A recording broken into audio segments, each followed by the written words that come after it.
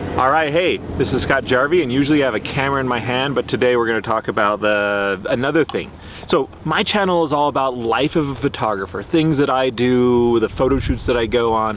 I'm mainly a wedding photographer. I do a lot of travel. In fact, I travel to a lot of weddings. So that's typically the thing, but on the channel I'm trying all different types of photography, of course. And you've probably seen, like, there's Jeep photography and jumping off of snow jumps in the fire, and then I go with a lot of YouTubers on their video shoots, and I do pictures like the giant rope swing. But okay, so today I've got into a new thing, and this is a life photographer. I got into this quadcopter thing because it does video. Now I'm starting to do video because I just started the YouTube channel at the beginning of the year, and I thought I'd try to play around with this. I'm going on a road trip, in like just 2 days, and I'm gonna be gone for a month. And I'm going to be in some really cool places down in southern Utah, and I felt having one of this would be a lot of fun. I'm a guy, you know, like I like gadgets and stuff like this, and also I can get some footage. I don't know exactly everything that I'm going to use the footage for. Well, I do know a few of the things. I've been doing a lot of these video picture mashups, and so hey, I can use some of the video from this as well from the DSLR and put it all together with my pictures. But also, there's times in the middle of the day where it's not that exciting to take pictures. Maybe I'm off exploring and doing location reviews for my videos, but maybe I'm also flying these helicopters and getting better at them, and just kind of another skill while I'm out there playing around and seeing things from way up above. It's just going to be a lot of fun. So I wanted to put together, this is the long story, gist of it all, a series of what I've learned in the last week. I've spent dozens of hours of just basically studying, being on YouTube and watching all these videos on how to get into this hobby, art, whatever it is. Alright, okay, so I brought my phone with me, which I'm going to do a review on this phone. This is pretty awesome, but because I've got a list of a lot of things that I learned. So let's start, and I'm going to go fast, and you're not going to learn everything about these just by me telling them, but you're going to kind of get a gist of what there is to know and get a lot of tips in the meanwhile. So first off, okay, so this hobby is more expensive than you think, number one. Number two, it takes more time to learn than you think, and studying. Okay, number three, it's addictive, especially guys tend to be addicted to it a little bit more. It's toys, it's fun. Number four, it attracts a lot of attention from onlookers. So people that will just they come over and they want to talk to you about what this is all about. Most multi-rotor quadcopters are do-it-yourself builds, DIY. So if you see that terminology, DIY, do it yourself. I'm not much of a do-it-yourself, but I'm kind of turning into one because I'm going to do some upgrades to this, okay? So this is actually, that's why I got this, because it was the least do-it-yourself. It kind of came this way. You had to install the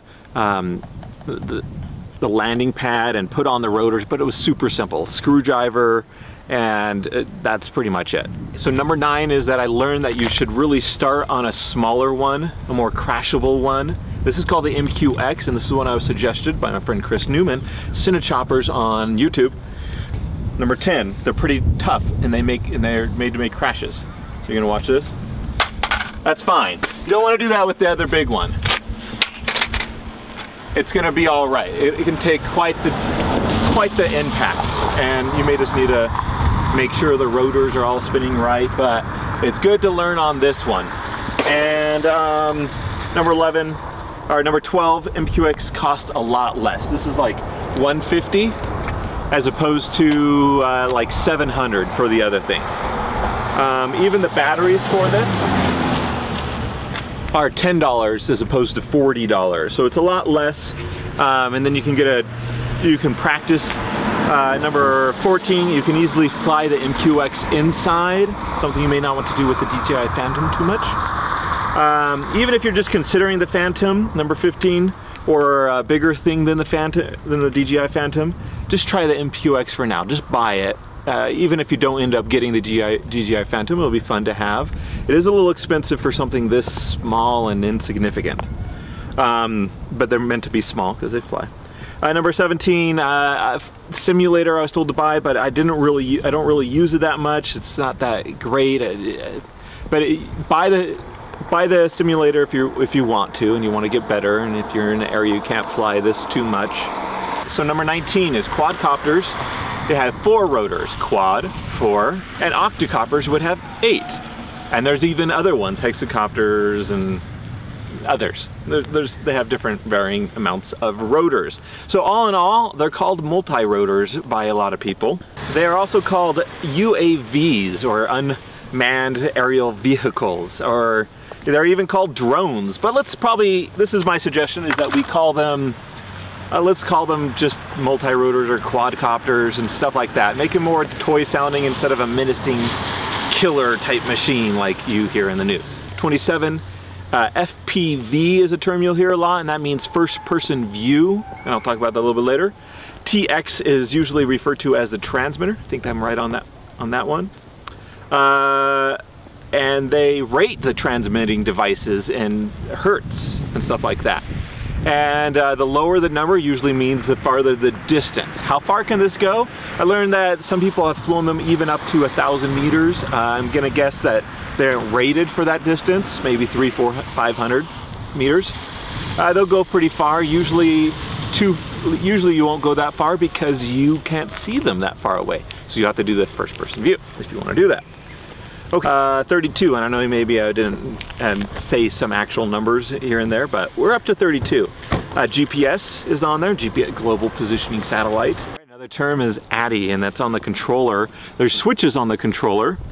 Over here you have GPS mode, and then you have ADI mode, which is kind of basically it's called attitude, but basically it doesn't use GPS. Okay, so 36 is that DJI has some of the best videos on how to get started with the DJI Phantom, obviously. Good job for them to do that. And even the CEO, he's a pretty cool guy it seems, did these videos, and they have how to get started, how to calibrate it, and even some of the fixes and stuff like that, or more advanced type techniques. So go there on their YouTube to find the best stuff. Yeah, the Phantom, number 37, does not come with a paper manual, which is kind of weird, but I guess it makes sense. They do have one online, 38. Most people learn stuff via YouTube and forums, and obviously you're learning on YouTube. Number 40, the term gimbal is what keeps a filming device level, and that's not just an aerial term. A lot of these aren't just aerial terms. Number 41, there's so many opinions about gimbals. Number 42, gimbals use servos, which are motors. Number 43, they are rated in torque and speed of response. Number 44, they are controlled by the Phantom itself, the brain of the Phantom. The Phantom knows its level. It knows if it's level or not. It has an accelerometer to know if it's rising or not. That's pretty cool. Number 46, that brain that I was talking about is called the NASA, and it pretty much controls everything in the Phantom. Number 47, there are other brains out there, including open source type stuff more for the do-it-yourself type people, okay? All right, number 49, small toy ones and prefabricated ones are at bigger stores and at Amazon. But number 50, the kits are usually at specialty stores, RC type shops. And number 51, there are tons of RC stores, more than you think. And they often hook you up on shipping, which is good because they're not on Amazon Prime, which is too bad. Number 53, there are a huge community of hobbyists in Europe, so they may tend to recommend places to buy over there. Number 54, you may end up joining your first ever forum, which is, I mean, I actually am on forums, which I'm usually not on. They're for geeky type people, right? Just because the do-it-yourself nature of this type of stuff is very much a forum type thing. Find yourself a friend that already has one. That'll be helpful for you. There are lots of upgrade options, such as upgrade propellers. You can buy different ones of these. You can also buy extra batteries. I bought 4 of these batteries. I bought 3 for the MQX. And the specs on these batteries are that they are 11.1 volts, 3S, LiPo 2200. Okay, so what does this mean? 3S means 3 cells. S apparently stands for cells. LiPo is lithium polymer, a pack that offers a bunch more punch for the size and weight. They are often more prone to problems of fire, I hear, but not so much anymore, but just so you know, they do have that happen from time to time. They say not to leave them charging unattended, and be careful they don't start to bulge or look damaged. When they do, stop using them. You'll probably damage your aircraft. It'll probably fall from the sky. It may burst into flames. Everyone may die. Your whole city may have a plague. Zombies may rule the world. Okay, anyways. Okay, in fact, you should probably have a small, cheap, fireproof bag to put them in when you charge them. Extra precaution. Don't get like scared or anything. Explosion isn't common. 2200 is how long they will, just think of it as how long they will last. Of the MQX, it's 500. 2200 is that. You can use higher numbers, but the higher numbers mean that the battery is bigger and probably won't fit in the hole. You want it to fit in the hole. Okay, more MAH means heavier. More MAH means more flight time, but heavier means less flight time, so it kind of balances itself out. Probably more MAH means more flight time, but you still won't be able to fit it in the hole. And they connect to the battery charger by cord. They connect to the Phantom by cord. This is the balancing cord because LiPo requires balancing, whatever that's supposed to mean. You just have to use it so it charges the batteries correctly, and this is where the power comes out. The Phantom connector, it has a name. It's the XT60. That's the connector. And this is male. This is female. Hope you know what that means. And a lot of batteries are EC3. Most of the typical ones that you get are EC3. So there's a little problem there. So either you have to snip the battery and change it to XT60, or you have to snip the charger and the Phantom females and make them EC3, and then change your original battery to EC3 male. And therefore everything is going to be on one system, okay? I also did find out that there are some batteries that have multiple, like that you can change the connectors easily enough. But I don't know if that works good. No. Okay, you will need to rewire, that means. You'll need to do soldering. I learned how to spell soldering, S-O-L-D-E-R. And you'll probably need a soldering iron, and it is a little bit do-it-yourself, or you need to find the right connectors and stuff like that. Or the right batteries with the right connectors. I'm told that the Phantom charger isn't that great, but this is from people that are super geek out about this stuff. Most of what you learn online does not seem to have consensus, but it's like people that comment on YouTube. Everyone has an opinion. Some of the people seem lots of fun that are into this hobby and that comment, and some of the people seem like crotchety older men that have strong opinions about everything, and you may want to take their opinions with a grain of salt, or you may really want to listen to it because they're crotchety old men that are very detail oriented and stuff like that. Who knows? They're probably both. You probably don't want to listen to them and listen to them at the same time.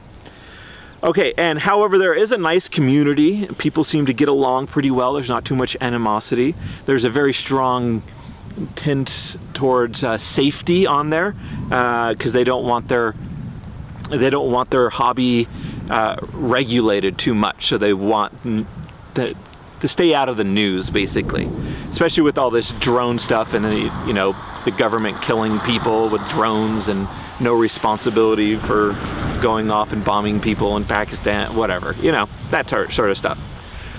So be careful around people. In fact, when in doubt, don't fly around them. 87, especially since they're harder. Okay, these aren't more killer than, let's say, like a car or anything, but they are dangerous, especially since they're harder to use than a car, and they fly and they can drop from the air, and they can go out of control sometimes, and they use radio waves instead of just right there driving. Also, government managed parks don't really want them around there, so don't get caught with them there and ruin it for the rest of us. Don't look to going into business with these things. There's a lot of regulations, but like we know, everything's regulated. Pretty much, probably what we're doing right here is regulated and illegal. We'd probably go to jail if someone really wanted to force it. I could probably spit on the ground and that'd be illegal. But you know how that goes. Just don't know that everything you do in life is probably illegal, and this is has more scrutiny on it. So, and people can get more serious about this. Every country has different laws. Some countries require insurance. Some countries require a license. The United States says at the very least, and maybe only, don't go above 400 feet because that's FAA land. And always stay away from airports, especially because of the transmitter. They don't want that around airports. And and also safety, because there is that risk of fire from the batteries. And you don't want to cause a forest fire. Smokey the Bear says, don't cause forest fires. Risk. You will probably lose your Phantom one day. Someday. You will. Like, if you keep on flying it for long enough, you're going to lose it. Some people say write your name on the Phantom.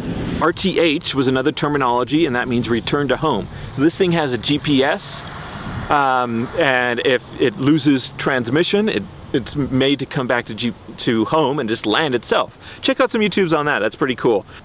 Don't bank on that, basically. Stop flying as soon as the battery is low, or it will fall from the sky if it runs out of battery, okay? It should lower itself if the battery starts to get low, but that requires it to know when the battery gets low. So if that sensor isn't working properly, you'll never know, and it'll just drop from the sky, okay? So don't bank on that sensor working. Don't be over water when this happens, or it will go to the bottom. It will fall into the water, and these do not float. They sink. It'll go to the bottom of the water. It may have transmitter problems, perhaps, and it may fly away. You may be in areas where the transmission gets all messed up. Don't use GoPro and Wi-Fi, because it may mess up the transmission, and carbon fiber supposedly messes up. Those two things are kind of just like, I heard it, I don't know if it's real. Cold causes the brain, and it's called the ICU, to not work too well. Let it warm up, okay? And cold also causes the batteries to not work as much, so you may get 10 to 12 minutes one day, and if it's really cold, you can just get maybe 8 to 10 minutes. Also, because of that battery sensor, you may just want to keep an eye on, use your phone to time to see how long it's going. When in doubt, just fly it back, change batteries, because you bought extra batteries. So just if you know it can go 10 minutes, bring it back at 8 or 9 or something like that. There is so much stuff available on YouTube. Everyone is trying to find the best solution for video, okay? I hope you're not counting exactly how many I'm at, but in my list here, I'm up to 119. And that is starting with video problem type things. This is made and designed for GoPro usage and for video, but funny enough, it's not really super amazing out of the box for GoPro, especially if you want to use it in an actual video. If you're just flying it around for fun and want to look at the footage afterwards, I think you're fine. So one of the things is when you bank and turn, look, the GoPro, which you probably can't see too well, goes from side to side, and so it'll be uneven. Another problem is it vibrates and it shakes a lot. Another problem is the frequency of the vibration when these propeller turns and when it's flying can have a jello effect on the GoPro because of the way the GoPro films and because of the frequency that this flies at. So if it is you're filming at a lower frequency on the GoPro, then you may not have as much jello. So in fact, in the middle of the day, you're having more problems than in the evening when it's doing longer shutter speed on the video itself. And another thing is that pictures are probably a lot easier to do.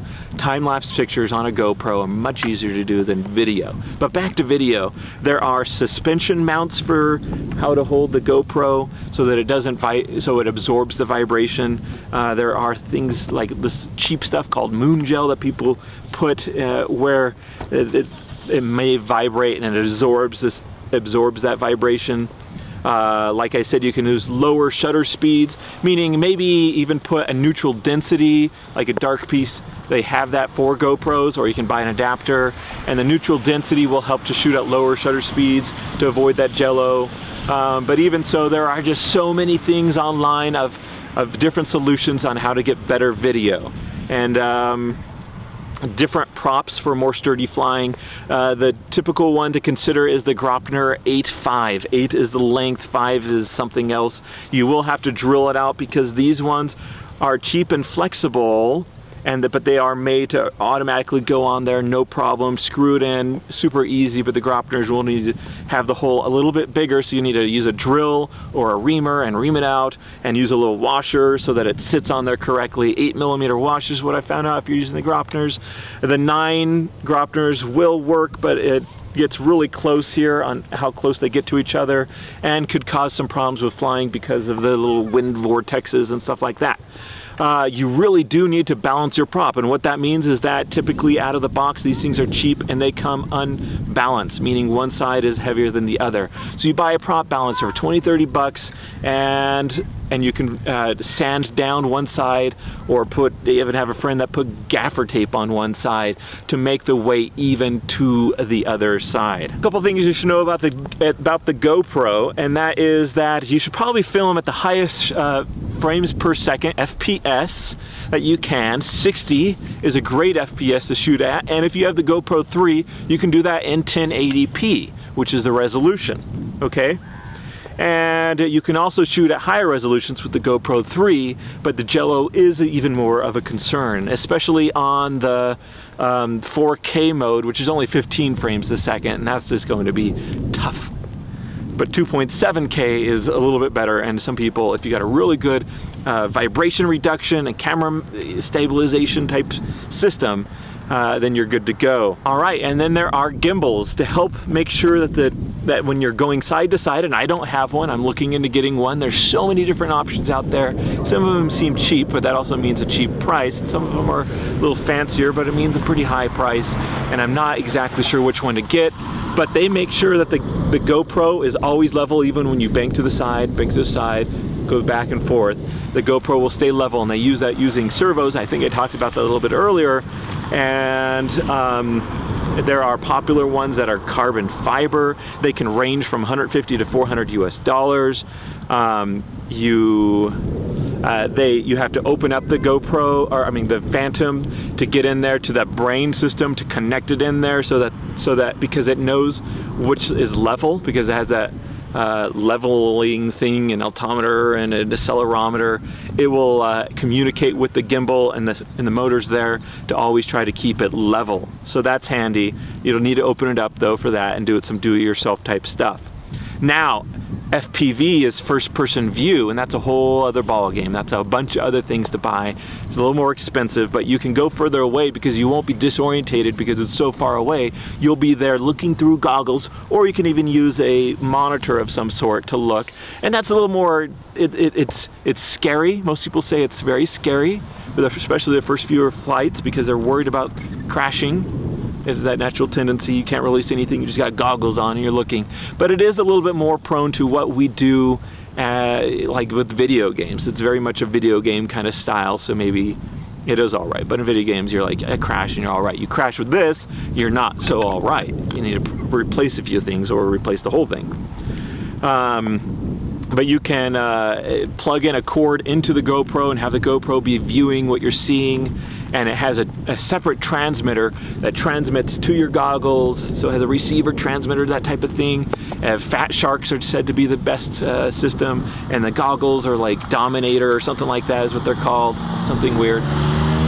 And so that's a whole different ball game, and then you can really test out the range and fly far away, but then you can have more bad things may happen that way, with losing and crashing and stuff like that, and losing control of, because you went so far away, your joystick, your controller, whatever it's called, transmitter, that's what they're supposed to be called. I'm supposed to be teaching you things, proper terminology.